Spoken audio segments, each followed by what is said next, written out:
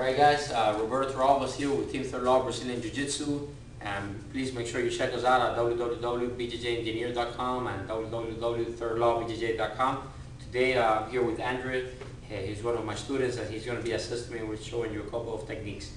The first technique that we're going to discuss is what we call the side switch from the side mount position, side control, and a couple of, before we get there, I'm going to demonstrate an easy way to to get out of side mount. For example, okay, now our opponent is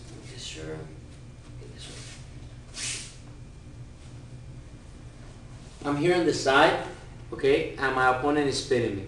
A couple of things that I want to do on the bottom of side mount is I don't want to leave my hands hanging around, because then it's easier for my opponent to submit me.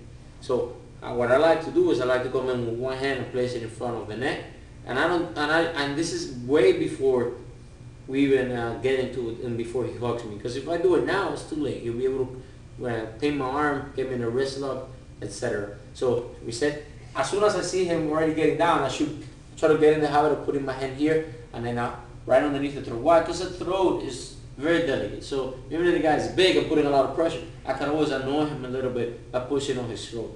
Next thing is my other hand is going to come here to the hips.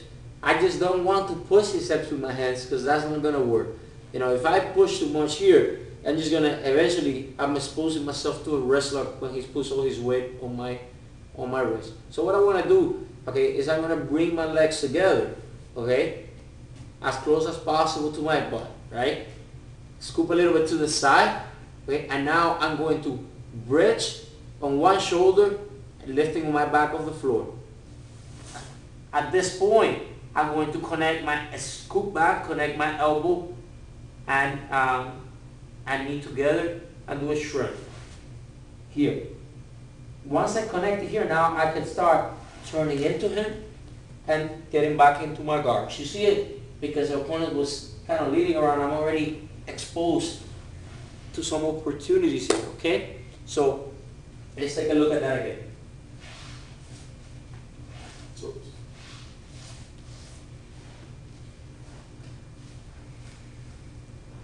One more time. I'm here in the side mount, hand in front of the throat, the other one on the waist.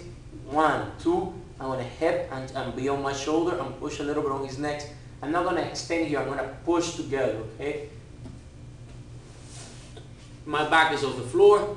I walk with my feet, right? As soon as I push, I push and then I keep walking my feet and then connect my elbow and knee together. At this point, my opponent sometimes is going to try to bring his chest closer to me, and I'm just going to turn into him this way, okay? Let's walk a little more.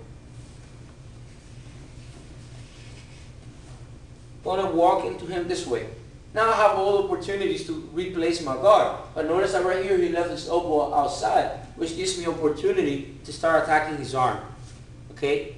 Then that obviously you could get to advantage. But that's not what I'm trying to explain today. I'm trying to explain today is a couple of ways to get out from side mount.